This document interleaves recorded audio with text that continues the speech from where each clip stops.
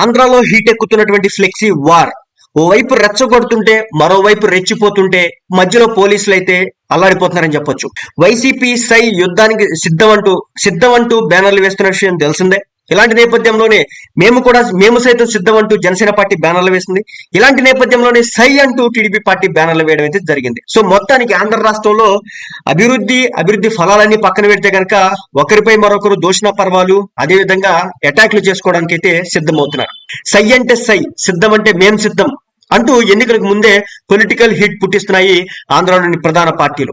ఎన్నికల కోడ్ రాకున్నా నిత్యం అధికార వైసీపీ, విపక్ష టీడీపీ, జనసేన పార్టీల మధ్య మాటల యుద్ధం జరుగుతోంది. సో ఇది ఇప్పుడు యుద్ధమే కాదు, ఇప్పుడు ఫ్లెక్సీ వార్ స్టార్ట్ అయింది. విజయవాడలో ఫ్లెక్సీ వార్ కొనసాగుతూ ఉండగానే తాజాగా కృష్ణా జిల్లా గుడివాడలో ఫ్లెక్సీ వార్ పీక్స్ కి చేరింది. వైసీపీ ఎమ్మెల్యే కొడాలి నాని సిద్ధం అంటూ ఫ్లెక్సీలు ఏర్పాటు చేస్తే అందుకు కౌంటర్ గా సై అంటూ తెలుగుదేశం పార్టీ ఫ్లెక్సీలు ఏర్పాటు చేసింది. ఈ ఫ్లెక్సీలను మున్సిపల్ సిబ్బంది తొలగించేందుకు ప్రయత్నిస్తూ ఉండడంతో టీడీపీ, జనసేన నేతలు అక్కడికి చేరుకున్నారు.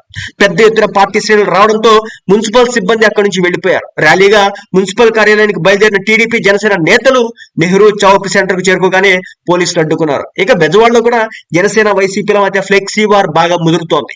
సిద్ధం అంటూ రెండు పార్టీల ఫ్లెక్సీలు కృష్ణలంక జాతీయ రహదారిపై వెలిశాయి. జనసేనకు సవాలు విసురుతూ రాత్రి మరో ఫ్లెక్సీ ఏర్పాటు చేశారు వైసీపీ నేతలు. వై నాట్ 175 అంటూ బ్యానర్ కట్టారు. గెలవడానికి మేము సిద్ధం, పోటీ చేయడానికి మీరు సిద్ధం అంటూ జనసేన కౌంటర్ ఫ్లెక్సీ పెట్టారు వైసీపీ నేతలు. సో మొత్తానికి మంగళవారం ఏర్పాటు చేసిన ఫ్లెక్సీల సమీపంలోనే కౌంటర్ ఫ్లెక్సీ ఏర్పాటు చేశారు జనసేన పార్టీ నేతలు.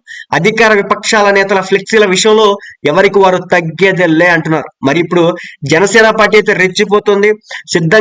మేము సైతం సిద్ధం, యుద్ధానికి సిద్ధం అంటూ బ్యానర్లు వేస్తుంది.